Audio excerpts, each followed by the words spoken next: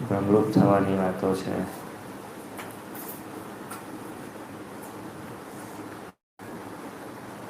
નાનામાં નાના હરિભગતનું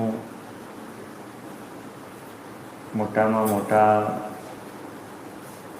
કક્ષાના પોતાના જોડેના હરિભક્તોના વર્તન ઉપર, એની વાણી ઉપર બધાનું ધ્યાન હોય છે.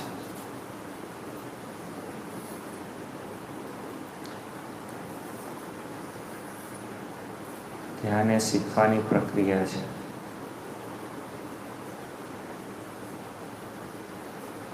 આપણે જેનું ધ્યાન કરીએ એવા આપણે થઈ જઈએ. એવું થાય? આપણે જેનું ધ્યાન કરીએ એવા આપણે થઈ જઈએ. પૈસાનું ધ્યાન કરીએ તો પૈસા,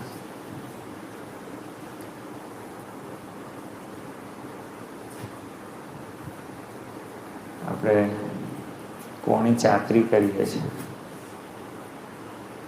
કારણ કે ચાકરી કરવામાં સ્વાર્થ છે.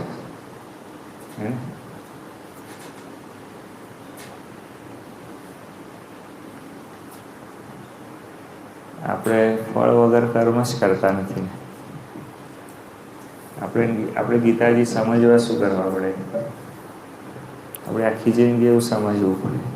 ભગવાન આપણને શું કયા કરે? ફળ વગર કર્મ કરો, અને આપણે ફળ જોઈને જ કર્મ કરીએ.